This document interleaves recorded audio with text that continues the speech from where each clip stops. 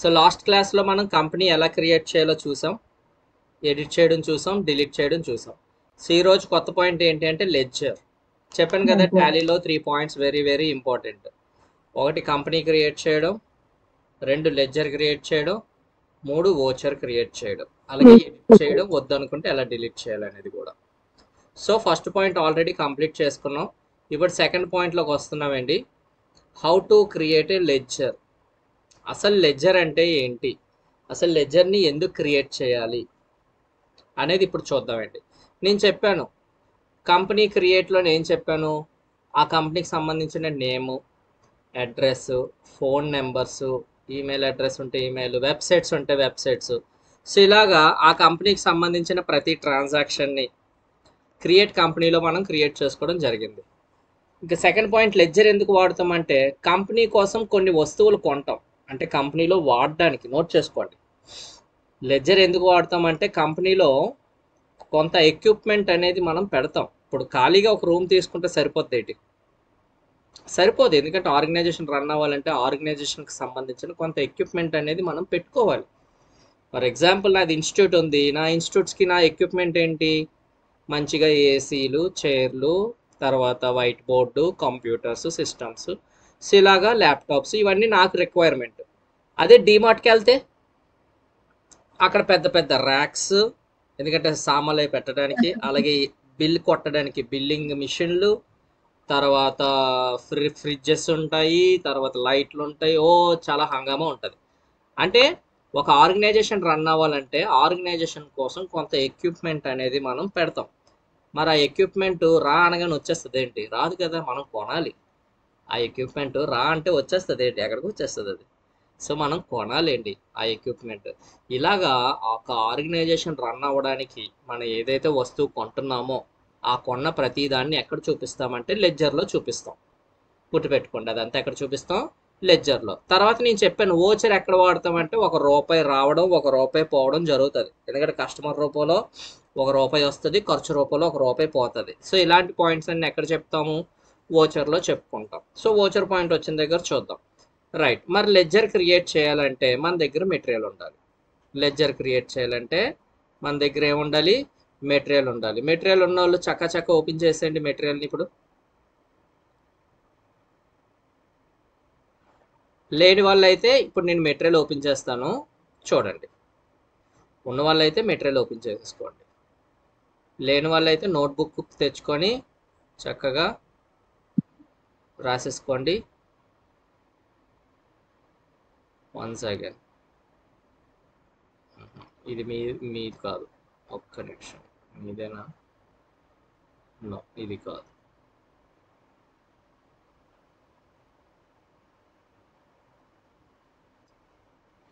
Yeah, right అండి, ఇదిగోండి ledger creation and modify.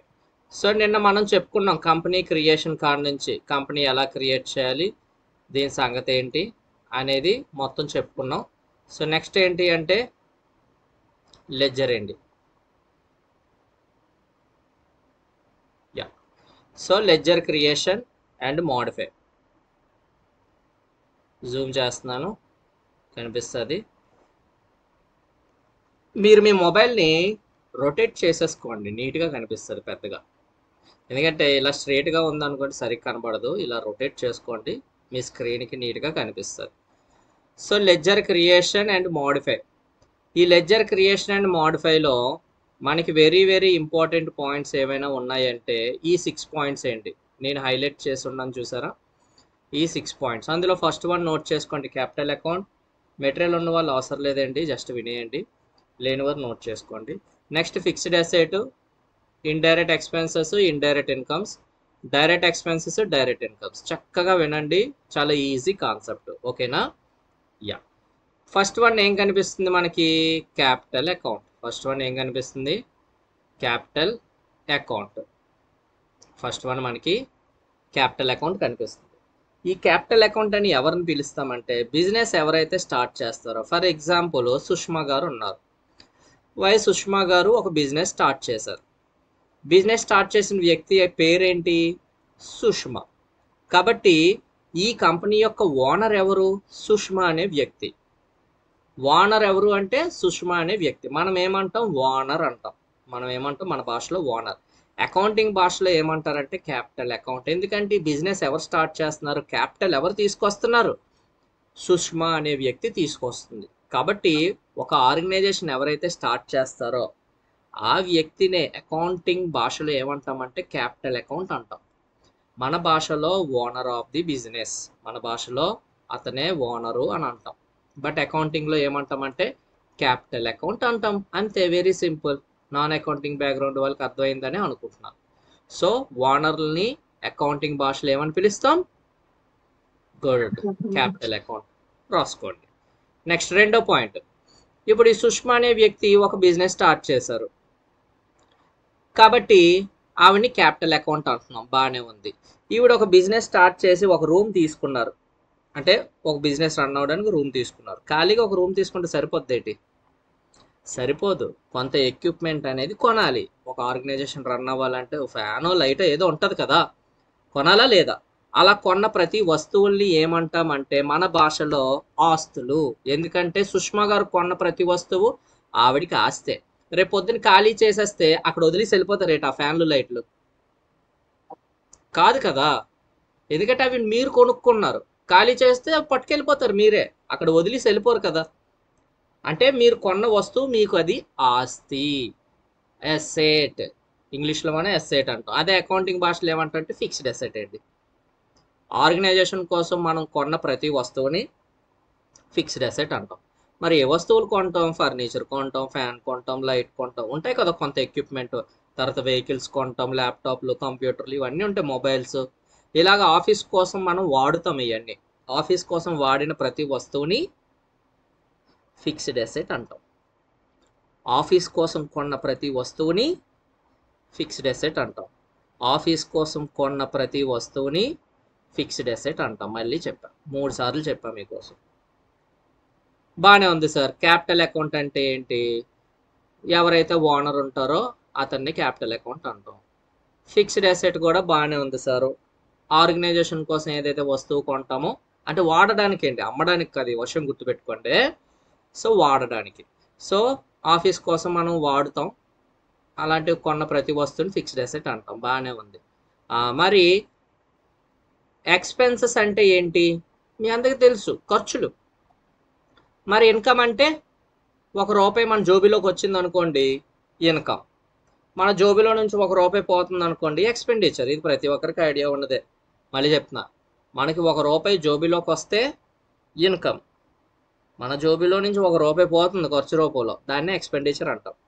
మరి ఇక్కడ చూడండి, ఎక్స్పెన్సెస్, అలాగే ఇక్కడ కూడా ఎక్స్పెన్సెస్, ఇక్కడ ఇన్కము, అలాగే ఇక్కడ కూడా ఇన్కమ్. కానీ మీరు బాగా గమనిస్తే ఇక్కడ డిఫరెన్స్ చూడండి, ఇండైరెక్ట్, డైరెక్ట్. ఏముంది మనకి ఎక్స్పెండిచర్లో? డైరెక్ట్ ఎక్స్పెండిచర్ ఉంది, ఇండైరెక్ట్ ఎక్స్పెండిచర్ ఉంది. అలాగే ఇన్కమ్లో కూడా డైరెక్ట్ ఇన్కమ్ ఉంది, ఇండైరెక్ట్ ఇన్కమ్ కూడా ఉంది. దీని గురించి ఎవరు చెప్తారు? What is the difference between indirect expenses and direct expenses? Raise the hand. నేను అన్మ్యూట్ చేస్తా, లేదా మీరైనా అన్మ్యూట్ చేసుకోవచ్చు. వేజెస్ అవి direct expenses sir. Very good Kalyan. Wages అంటే డైరెక్ట్, వేజెస్ అవి డైరెక్ట్ ఎక్స్పెన్సెస్ సార్.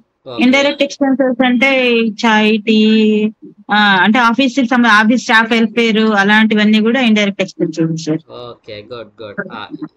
ఇంకెవరైనా? కళ్యాణి గారు, థ్యాంక్ యూ సో మచ్ అండి. చెప్పండి. డైరెక్ట్ ఎక్స్పెన్సెస్ అంటే గూడ్స్ రిలేటెడ్ తలకి ఎక్స్పెన్సెస్, ట్రాన్స్పోర్ట్ చార్జెస్ అవన్నీ వస్తాయి. ఇండైరెక్ట్ అంటే daily wage, salaries of the employees అవన్నీ వస్తాయి. Very good Yamini, thank you so much Yamini, thank you so much Kalyani గారు. అండ్ పద్మిని గారు అన్మ్యూట్ చేసుకోండి. సార్, డైరెక్ట్ ఎక్స్పెన్సెస్ అంటే ఫ్యాక్టరీలో డైరెక్ట్ గా జరిగే ఎక్స్పెన్సెస్ ఖర్చులు. ఇండైరెక్ట్ ఆఫీస్ సైడ్ లో మనం ఫ్యాక్టరీతో సంబంధం లేకుండా వేరేగా ఆఫీస్ ఉంటుంది కదా సార్, దాంట్లో చేసే ఖర్చులు ఇండైరెక్ట్ ఎక్స్పెన్సెస్ అంటారు. వెరీ గుడ్ అనుకుంటున్నాను, నాకు కూడా కన్ఫర్మ్ గా. వెరీ గుడ్ పద్మిని గారు, thank you, thank you. Madhusudan గారు అన్మ్యూట్ చేసుకోండి. సార్ మిషనరీ వాటికి సంబంధించినవన్నీ డైరెక్ట్ ఎక్స్పెన్సెస్ అని అనుకుంటున్నాం సార్. ఓకే, ఆపరేషన్ చేయడానికి అలాగే యూస్ అయ్యేవన్నీ ఇండైరెక్ట్ ఎక్స్పెన్సెస్ అని. వెరీ గుడ్ అండి, బాగుంది. మీ వర్షన్స్లో మీరు చాలా చాలా బాగా చెప్పారు. ఇప్పుడు నేను ఒకటి చెప్తాను, అది డైరెక్ట్ ఎక్స్పెన్సెసా ఇండైరెక్ట్ ఎక్స్పెన్సెసా ఎవరు చెప్తారో చూద్దాం. ఓకేనా? నేను ఒక పాయింట్ రైజ్ చేస్తాను, అది డైరెక్ట్ ఇండైరెక్ట్ మీరు చెప్పండి. రైట్, ఏంటిద్దాం? Yes, power bill paid. Sir indirect indirect expenses. Indirect expenses.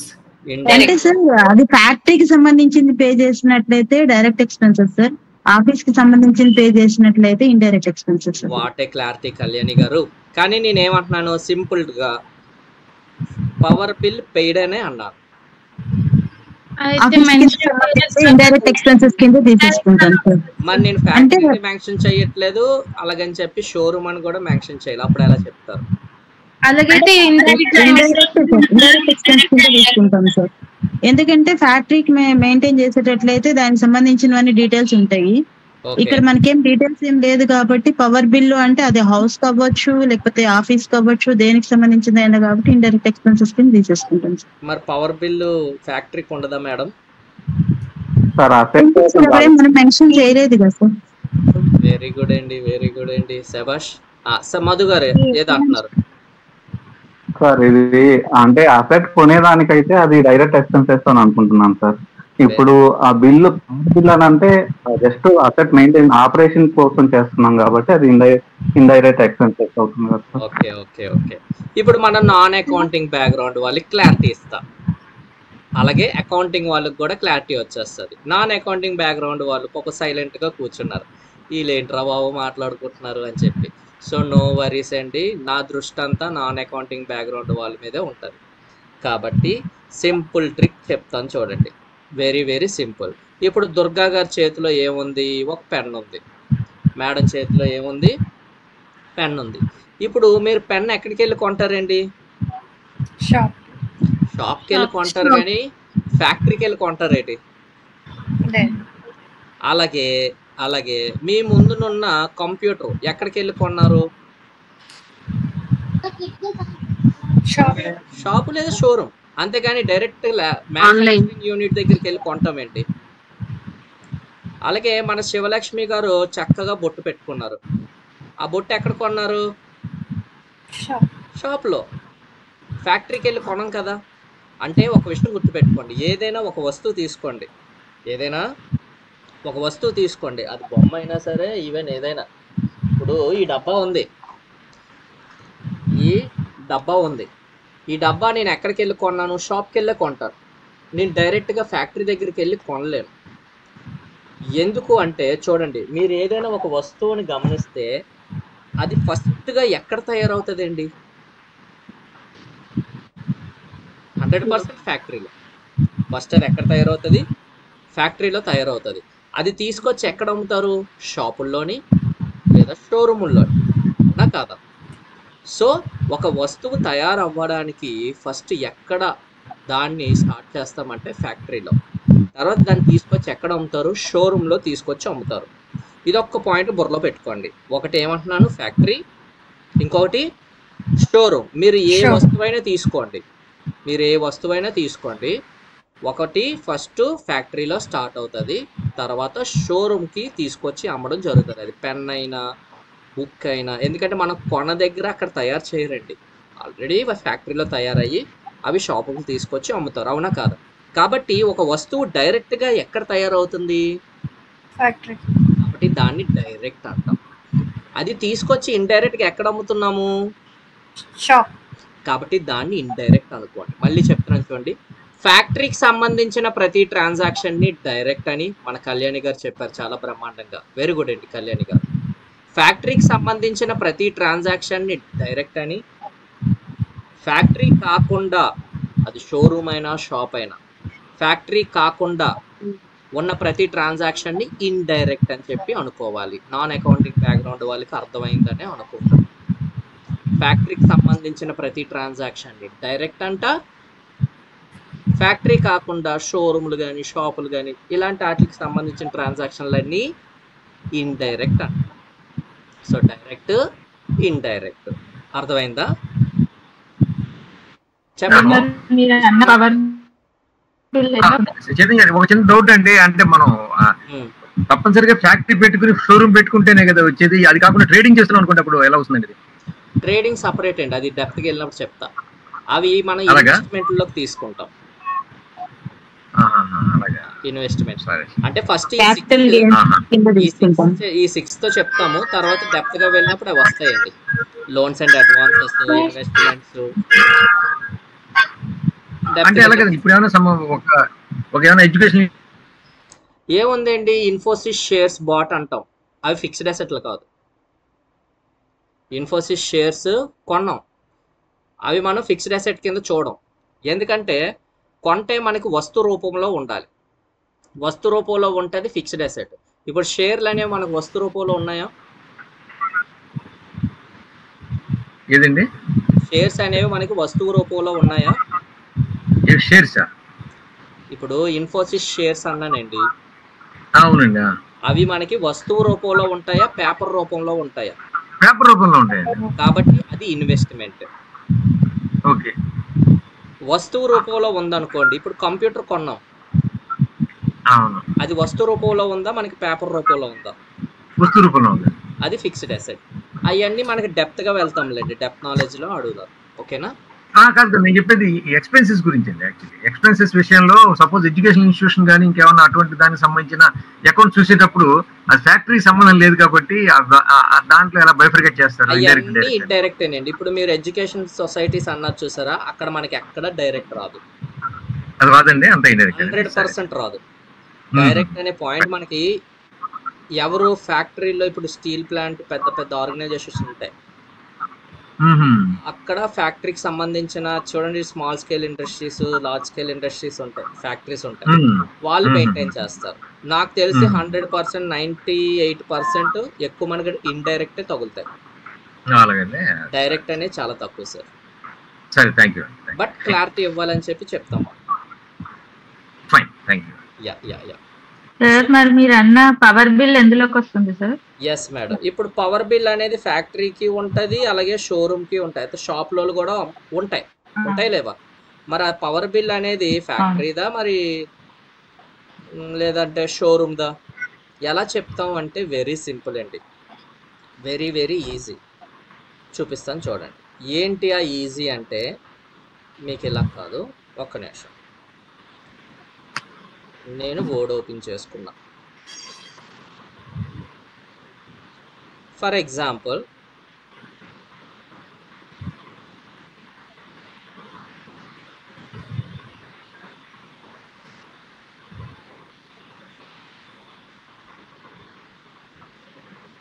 Factory అంటే ఏమనుకోమని చెప్పాను మిమ్మల్ని? Direct expenses. డైరెక్ట్ ఎక్స్పెన్సెస్ కాదు, జస్ట్ డైరెక్ట్. ఓకేనా? అదే షోరూమ్ సంబంధించింది అయితే అండి,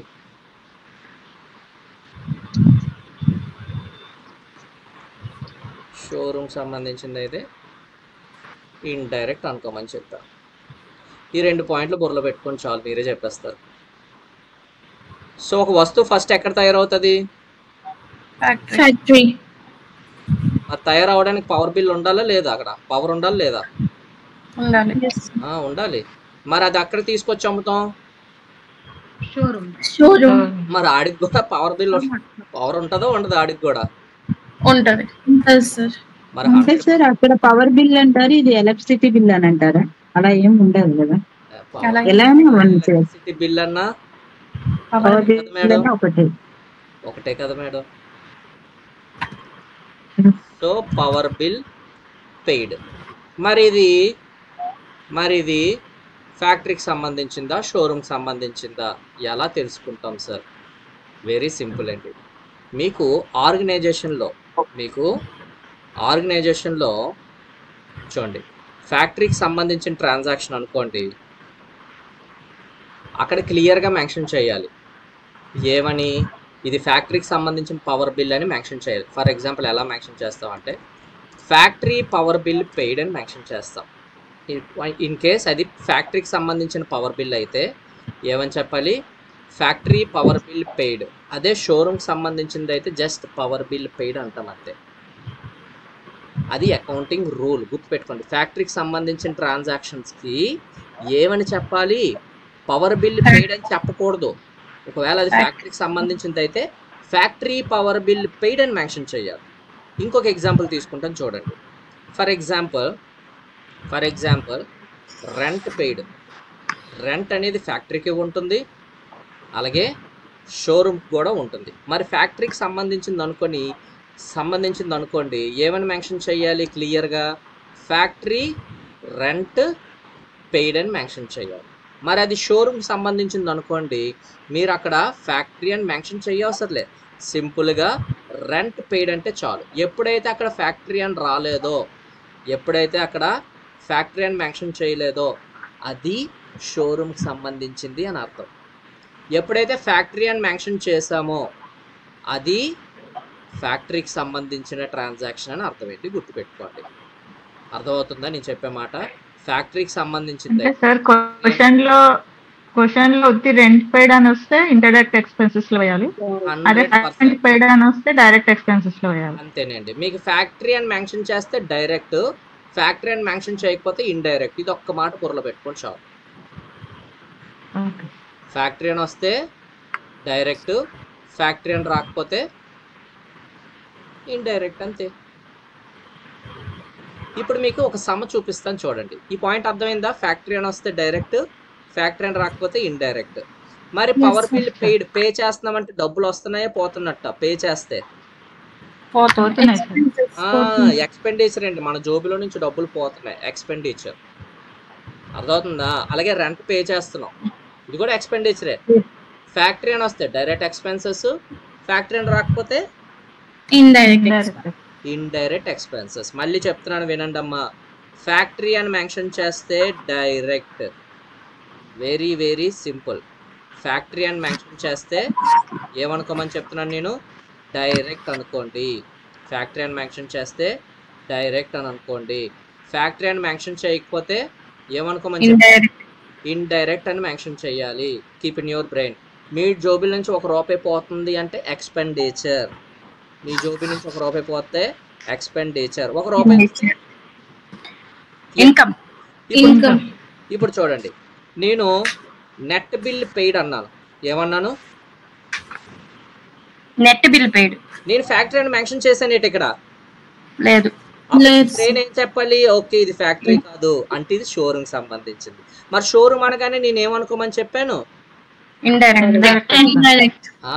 పవర్ బిల్ పే చేస్తున్నాను, ఓకే ఇండైరెక్ట్ బాగానే ఉంది. పే చేస్తున్నాను అంటే డబ్బులు వస్తున్నాయి ఏంటి మనకి? ఏమైనా లేదు, ఖర్చు కాబట్టి ఇండైరెక్ట్ ఎక్స్పెండిచర్. ఇంకోటి చెప్పండి, factory maintenance charges paid.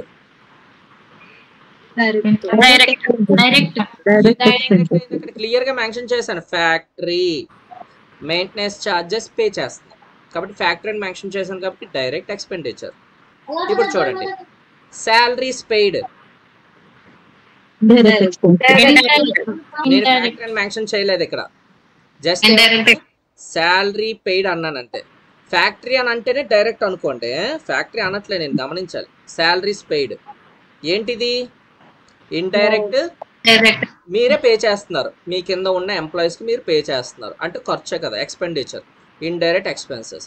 Next ఇంకొక పాయింట్, వేజెస్ పెయిడ్.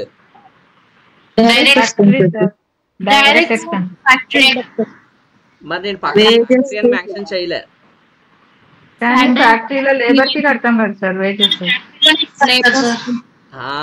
ఇక్కడ గమనించండి,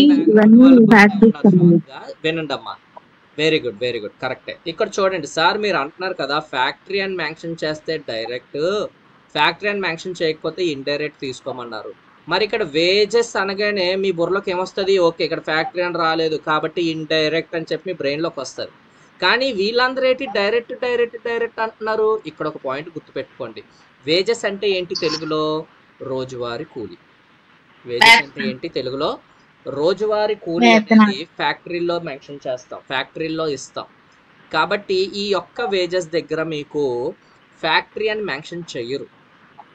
ఈ వేజెస్ అనేది ఇచ్చేదే ఫ్యాక్టరీలో, మరి ఇంకా అక్కడ ఫ్యాక్టరీ అని మెన్షన్ చేయడం ఎందుకు? ఈ వేజెస్ అనేవి ఎక్కడ ఇస్తారు? ఫ్యాక్టరీలోనే ఇస్తారు. కాబట్టి ఆ వేజెస్ పక్కన ఫ్యాక్టరీ అనే తోక తగిలించడం ఎందుకు? కాబట్టి వేజెస్ అని మాత్రమే మనకి కనిపిస్తుంది. వేజెస్ అనేది ఫ్యాక్టరీకి సంబంధించింది అని అర్థం చేసుకోండి. ఈ వేజెస్ దగ్గర మాత్రమే మీకు ఫ్యాక్టరీ అనే పాయింట్ రాదు. రాకపోయినా ఇది డైరెక్ట్, ఎందుకంటే వేజెస్ అనేవి రోజువారీ కూలీ అనేది ఫ్యాక్టరీలో ఇస్తారు కాబట్టి. అర్థమైందా? నాన్ అకౌంటింగ్ బ్యాక్గ్రౌండ్ వాళ్ళకి ఒక్క వేజెస్ దగ్గర మాత్రమే ఫ్యాక్టరీ అని మెన్షన్ చెయ్యం. ఫ్యాక్టరీ అని మెన్షన్ చేయకపోతే ఇండైరెక్ట్ అని మీకు బ్రెయిన్లోకి వస్తుంది, నాకు తెలుసు. కానీ వేజెస్ అనేవి ఆఫీసుల్లో ఇస్తారేంటి? ఇవ్వరండి. మనకి ఎక్కడ ఫ్యాక్టరీలో మాత్రమే కూలీ, రోజువారీ కూలీ అనేది ఫ్యాక్టరీలో ఇస్తారు. కాబట్టి వేజెస్కి అండర్ గ్రూపు డైరెక్ట్ ఎక్స్పెండిచర్. అర్థమైందా? రైట్. ఇంకొక పాయింట్ చెప్పండి.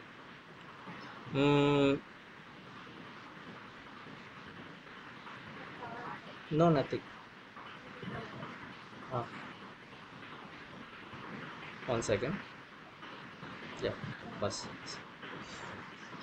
సో ఫ్యాక్టరీ అని వస్తే డైరెక్ట్, ఫ్యాక్టరీ రాకపోతే ఇండైరెక్ట్. ఇంకొక క్వశ్చన్ అండి మీకు,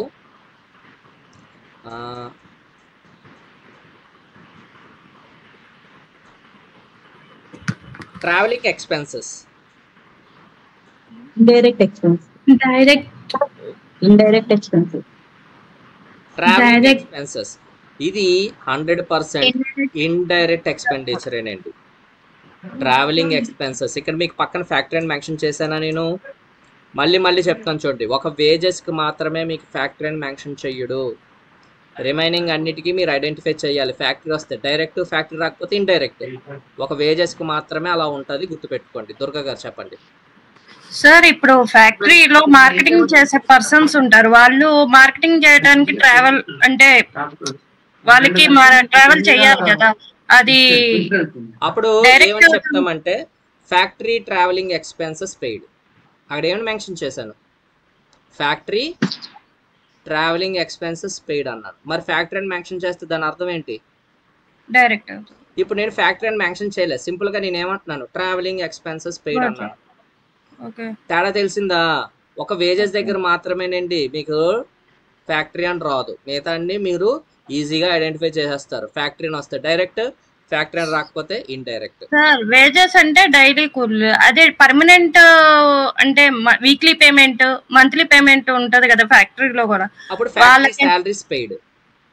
ఓకే, అంటే వీక్లీ పేమెంట్ ను కూడా వీక్లీ పేమెంట్లు ఉంటాయి. అయ్యి అప్పుడు వేజెస్ ఇంకా వీక్లీ పేమెంట్ అయినా డైలీ పేమెంట్ అయినా మంత్లీ ఇస్తేనే అవి సాలరీస్.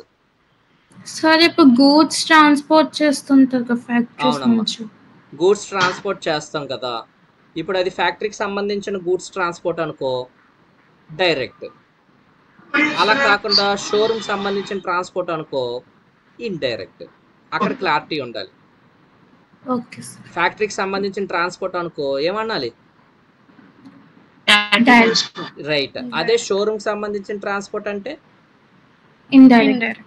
చూడండి, ఇక్కడ ఫర్ ఎగ్జాంపుల్ సిఎంఆర్ అనే ఒక ఆర్గనైజేషన్ తీసుకుందాం. ఈ సిఎంఆర్ అనేది ప్రతి ఒక్కరికి తెలుసు.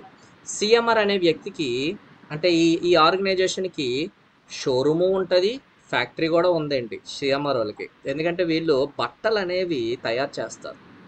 ఎందుకంటే ఈ తయారీ అనేది ఎక్కడ జరుగుతుంది అంటే ఫ్యాక్టరీలో జరుగుతుంది. ఈ ఫ్యాక్టరీలో ఒక రా మెటీరియల్ అంటే ఫ్యాక్టరీకి సంబంధించిన ట్రాన్స్పోర్ట్లు అన్నీ అది ఫ్యాక్టరీకి సంబంధించిన ట్రాన్సాక్షన్లో వెళ్తాయి. అంటే డైరెక్ట్. అంటే ఫ్యాక్టరీకి సంబంధించినవన్నీ ఎందులోకి వెళ్ళాలి? డైరెక్ట్. ఎందుకంటే ఫ్యాక్టరీకి సంబంధించిన ట్రాన్స్పోర్ట్ ఉంటుంది, షోరూమ్కి సంబంధించిన ట్రాన్స్పోర్ట్ ఉంటుంది. అందుకే నేను అంటున్నా ఫ్యాక్టరీకి సంబంధించింది అయితే ఫ్యాక్టరీ ట్రాన్స్పోర్టేషన్ ఛార్జెస్ పెయిడ్ అనాలి. మరి అది షోరూమ్కి సంబంధించింది అనుకోండి జస్ట్ ట్రాన్స్పోర్టేషన్ ఛార్జెస్ పెయిడ్. అక్కడ ఫ్యాక్టరీ అని మెన్షన్ చేయి. ఫ్యాక్టరీని ఎప్పుడైతే మెన్షన్ చేయలేదో ఇండైరెక్ట్. ఫ్యాక్టరీని ఎప్పుడైతే మెన్షన్ చేసామో డైరెక్ట్. అంతే, కేల్ ఖతం. ఓకేనండి, రైట్. నెక్స్ట్ ఇప్పుడు వరకు ఎక్స్పెండిచర్లే చూసాం. ఇన్కమ్లు రావా ఏంది? వస్తాయి కదా. ఎస్, ఇప్పుడు చూడండి కమిషన్ రిసీవ్డ్ అన్నాను, నేను ఇక్కడ ఫ్యాక్టరీ అని మెన్షన్ చేశానా? లేదు. కాబట్టి ఇండైరెక్ట్ కమిషన్ రిసీవ్డ్, మనకి జోబీలోకి డబ్బులు వస్తున్నాయండి, కమిషన్ వస్తే ఎక్స్పెండిచర్ ఏంటి? ఇన్కమ్. Income, indirect income. ఇప్పుడు చూడండి factory commission received direct income. Factory అనగానే మన బ్రెయిన్ ఏం చెప్పాలి? డైరెక్ట్. కానీ ఇది ఖర్చా ఇన్కమా? ఇన్కమ్ క్లియర్గా మెన్షన్ చేశాను. ఫ్యాక్టరీ కమిషను రిసీవ్డ్ అంటే మనకు ₹1 వస్తుందండి, ₹1 వస్తుంది. ₹1 వస్తుందంటే ఎక్స్పెండిచర్ కదా. ఇన్కమ్. Income sir.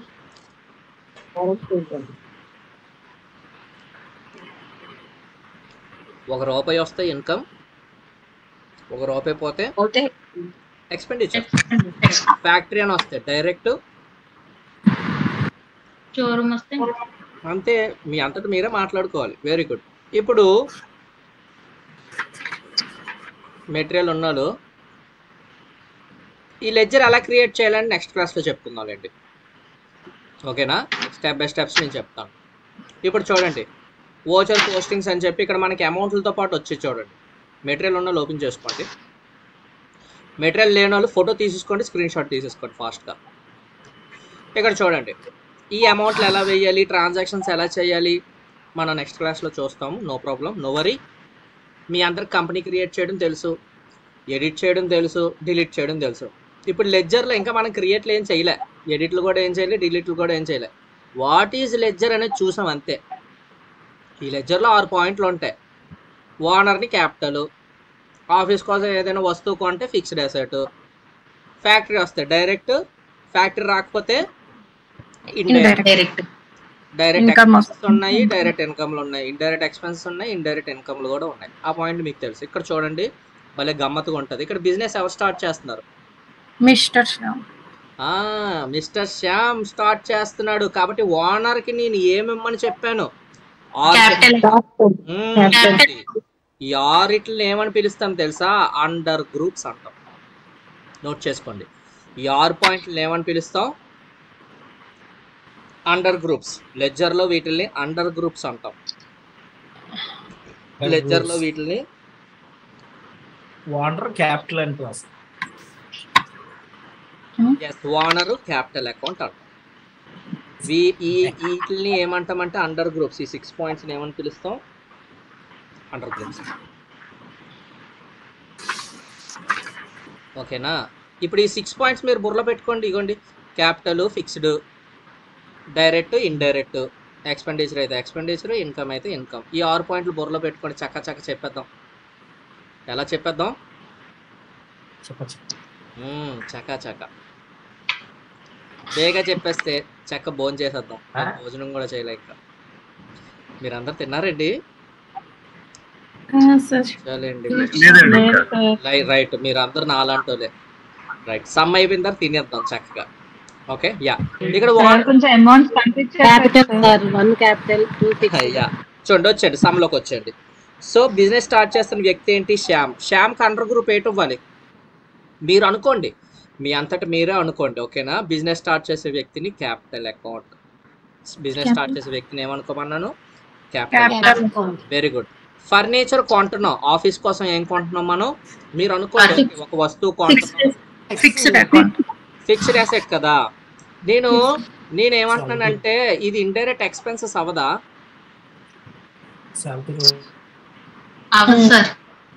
అది అసెట్ కదా సార్, అవ్వదు సార్.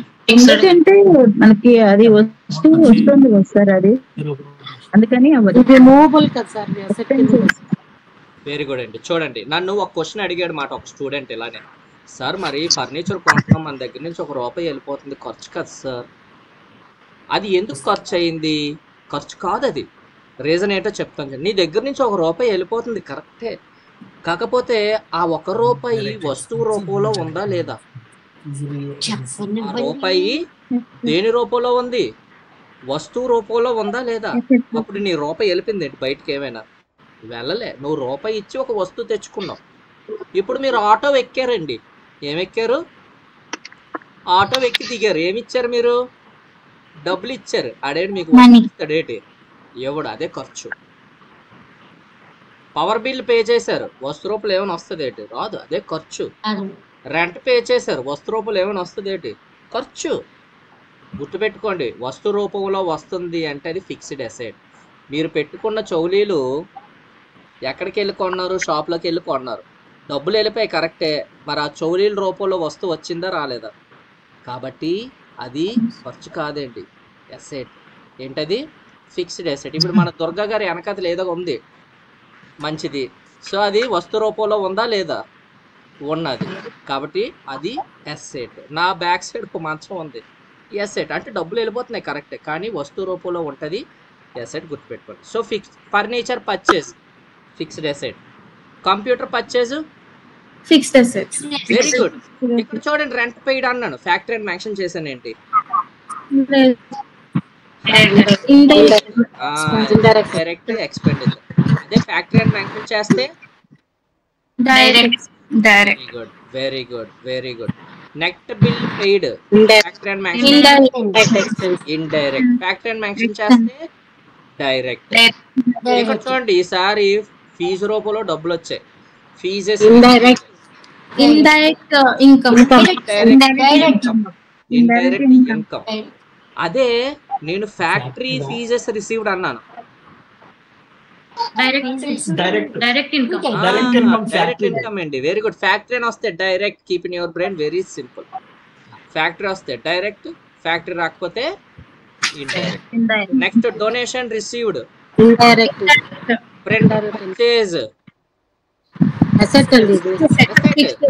వస్తువులు కొంటున్నాం, ఫిక్స్డ్ అసెట్. ప్రాబ్లం నెంబర్ 1 అయిపోయింది. నెంబర్ 2 చూడండి. కిరణ్ ఓనర్ పేరు ఏంటి? కిరణ్. గ్రూప్ ఏంటి? Capital account. Very good. Printer కొంటున్నాం అంటే అసెట్ కొంటున్నాం. Very good, fixed asset. Stationery కోసం డబ్బులు ఖర్చు పెట్టే ఈ పెన్నులు పుస్తకాలు ఉంటాయి కదా, ఇండైరెక్ట్ ఎక్స్పెన్సెస్. అదే ఫ్యాక్టరీ స్టేషనరీ ఎక్స్పెండిచర్ అంటే direct expenses. Very good. Salary paid indirect rent received. ఈసారి పెయిడ్ కాదు, indirect income. Very good, very good. Commission received. విషయం గుర్తుపెట్టుకోండి, ఎక్కువగా మనకి ఇండైరెక్ట్ తగులుతాయి.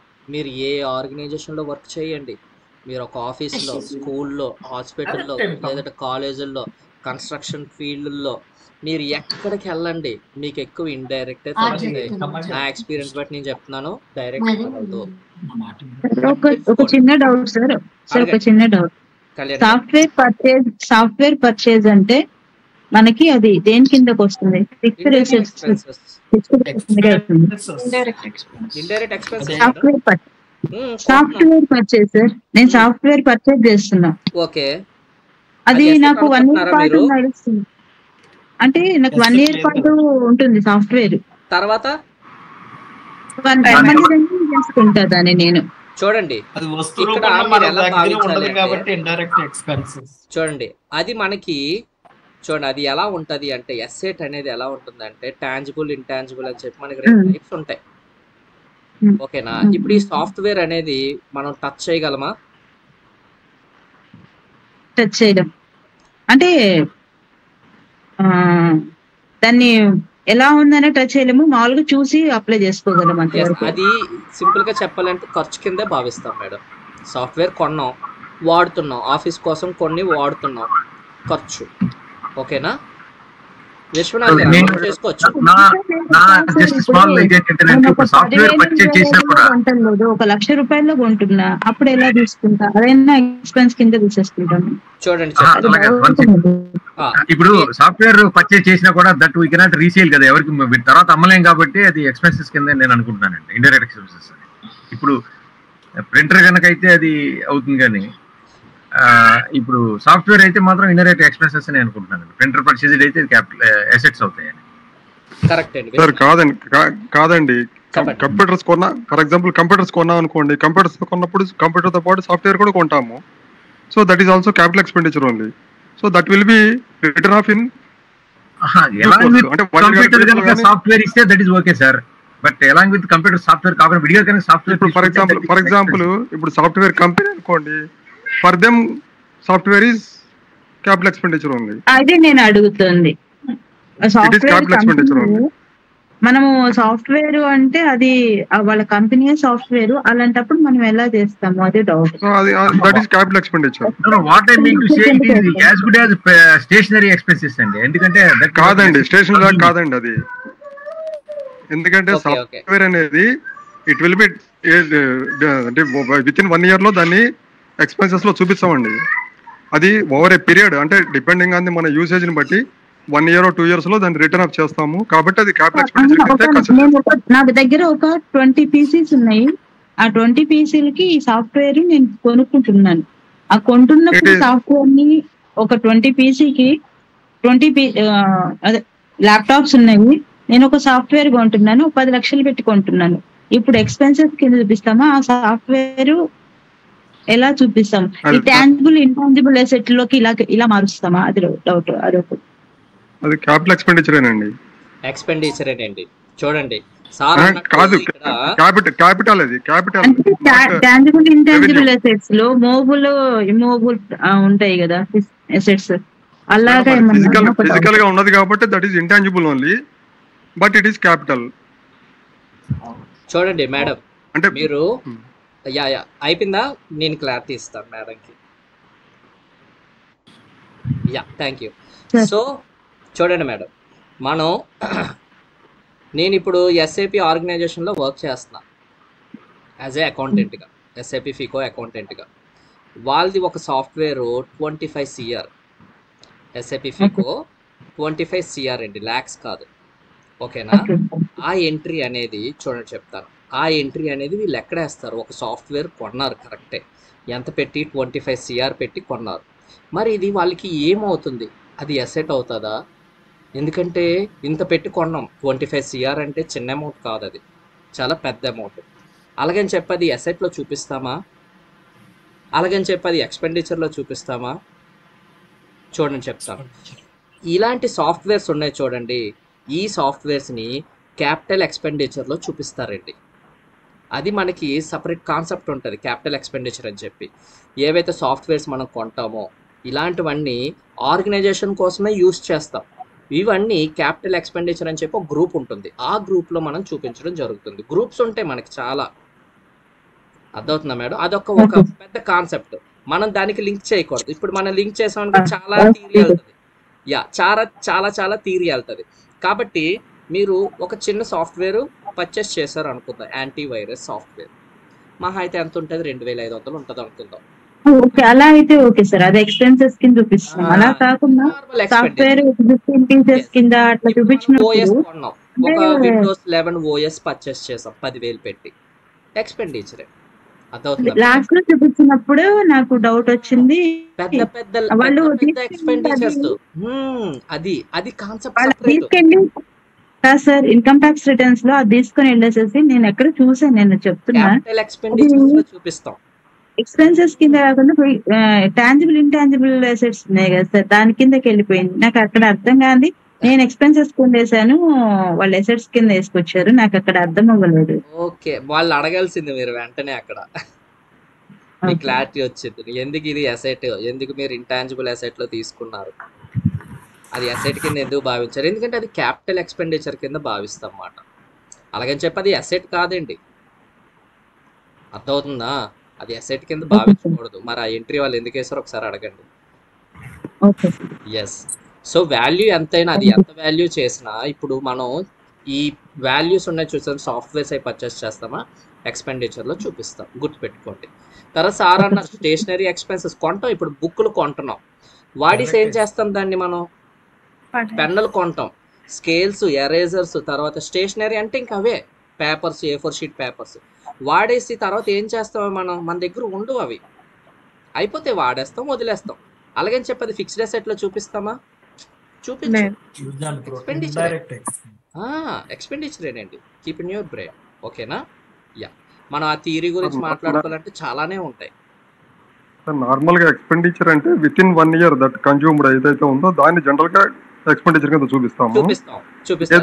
ఏదైతే 1 year లోపల కానప్పుడు అంటే for example next year transfer చేసినప్పుడు మన దగ్గర ఉండిపోద్ది ఆ బుక్ పెన్ను వాడకుండా ఉన్నప్పుడు, అప్పుడు మనం దాన్ని ఫిక్స్ అదే సార్ నేను అనేది.